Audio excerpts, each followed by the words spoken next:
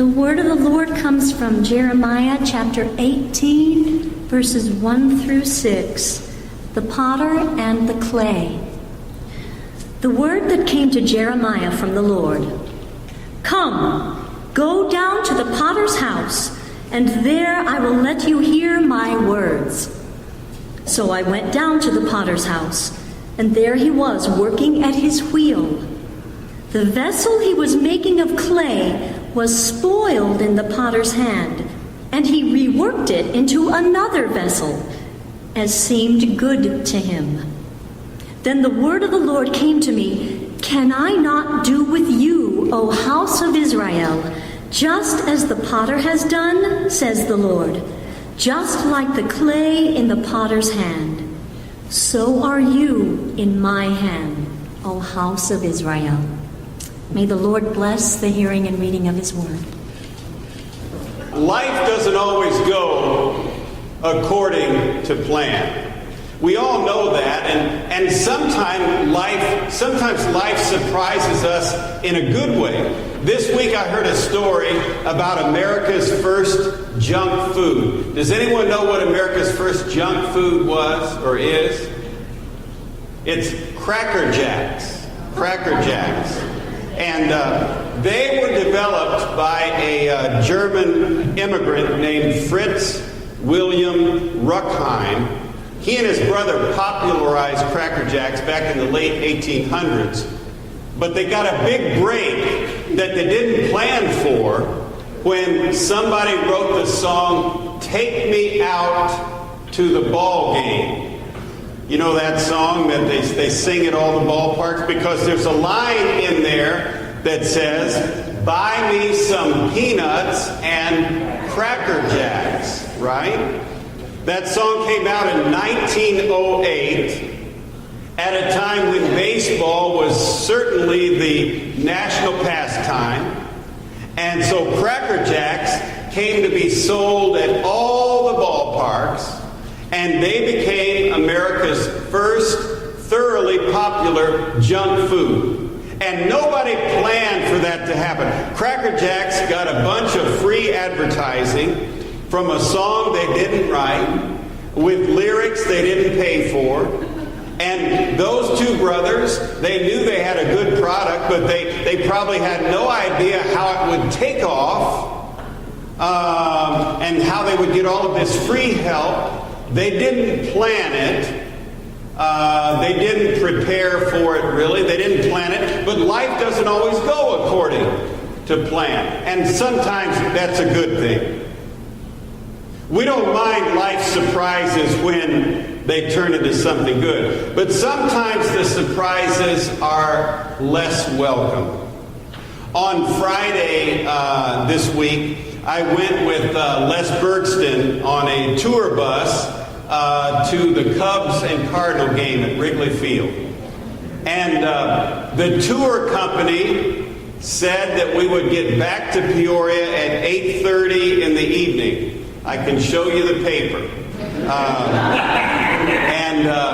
Anyway, we on the way home, we stopped in Joliet for dinner. And there was a guy who had been drinking too much, and he didn't want to eat where we were supposed to eat, and so he wandered off and ate somewhere else. And he had a lot more to drink. And when it was time to get back on the bus, he was nowhere to be found. And so even his wife couldn't find him. He wouldn't answer his phone. And we waited and we waited and we waited, and some people got off the bus and looked, and finally the Joliet police found the guy in a place that I can't even mention the name of in church. So the trip home didn't go according to plan. Now listen, that day we had a great tour guide. She was great. The bus driver was great. The bus was great. For a Cardinal fan, the game was great.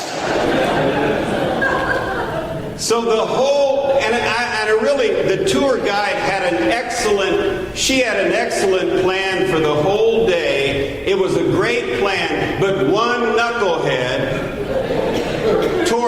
the whole plan, and the drive home was difficult because of him.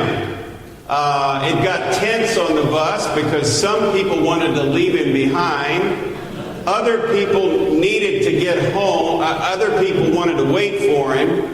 And Les Bergson and I, we just kept our heads down. We were playing with our phones like a couple of, like some teenagers. You know how teenagers get on their phone and they just do.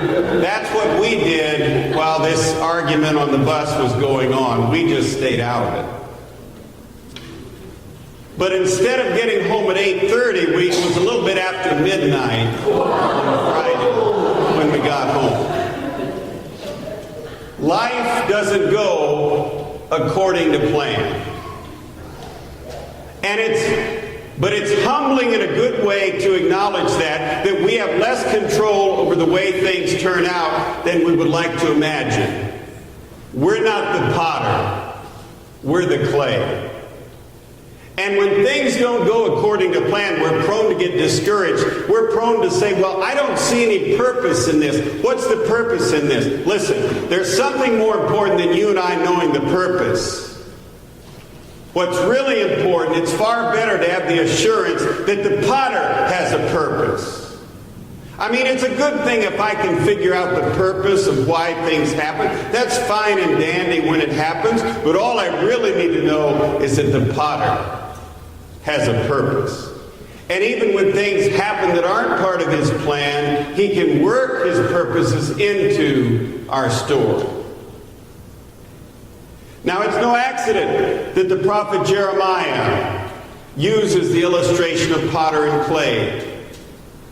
God chose to work with clay. He doesn't want steel. He knew what he wanted. He didn't want steel or oil or rock. He wants clay. He wants something that he can put his hand into and mold and fashion this stuff and get what he's after. He wants clay. He wants to work with human beings.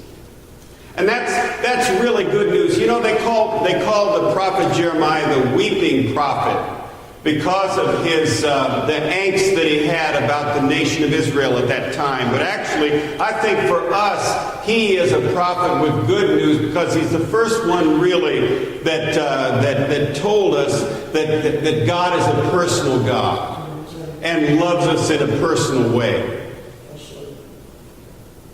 Now, does his molding of us take away our free will? No, not at all. If you talk to potters or read what they say, potters speak in an almost mystical way of a sense in which the clay in their hands becomes a living subject.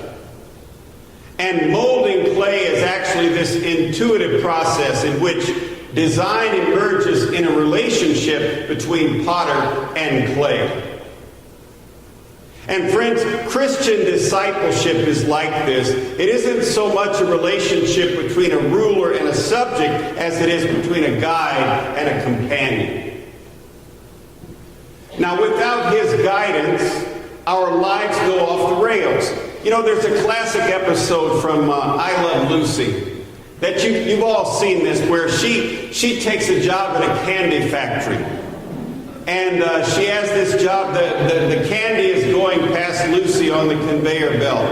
And she's supposed to put the finishing touches on this project. And her boss walks out of the room, but first tells her that it's very important that she do her job well, and she will lose her job if even one single piece of candy gets by her station untouched. And at first, Lucy does just fine. But then the conveyor belt is just picking up speed, and she's frantic, and she's grabbing candy, and she's stuffing it in her mouth and in her pockets and in her shirt and in her dress, and she's doing all these things because she can't keep up. She's overwhelmed.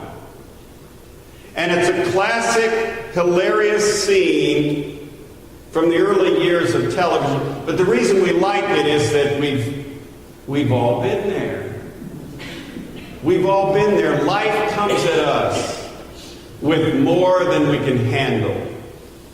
And we feel powerless in the face of forces that might overwhelm us, in fact, would overwhelm us, apart from the loving, guiding hands of the potter.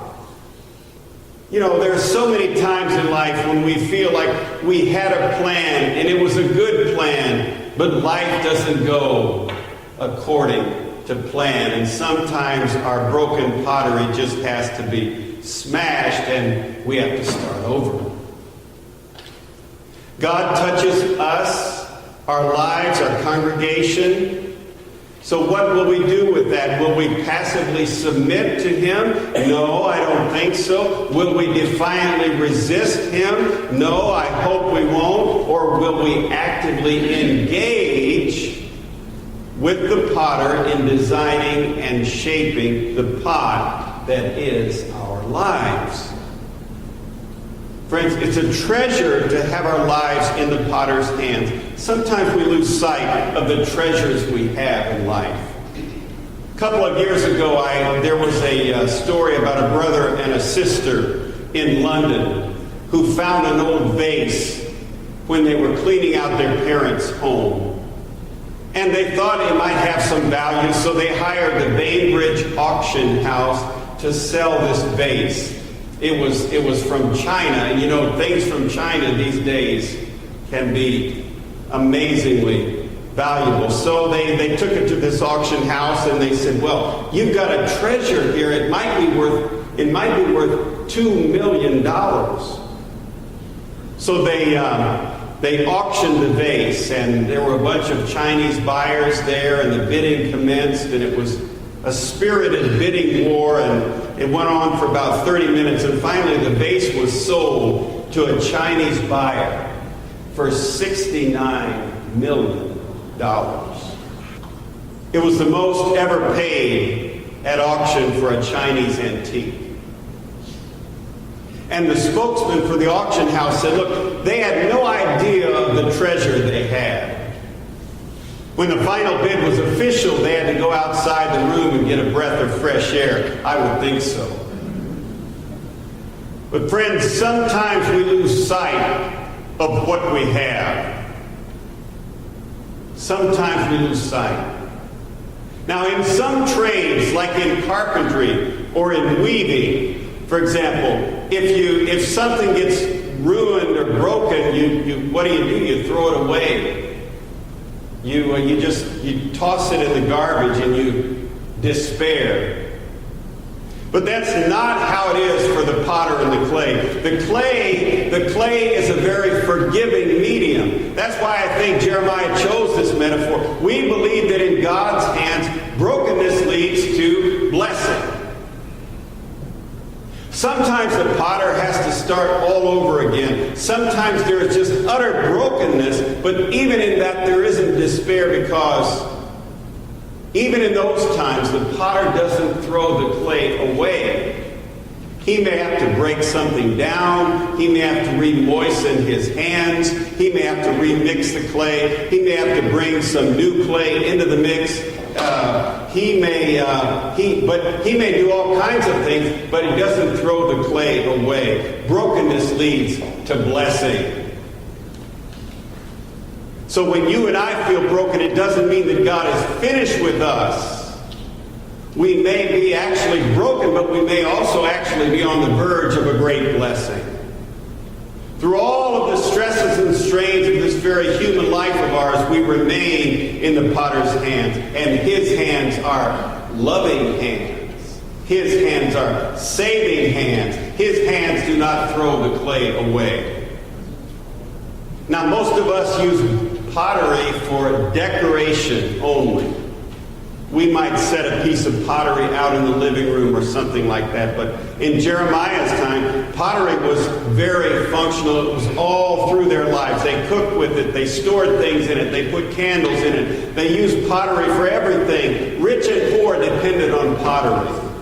And so God is giving us this message through Jeremiah about a very common, everyday type of thing. Pottery was a common thing.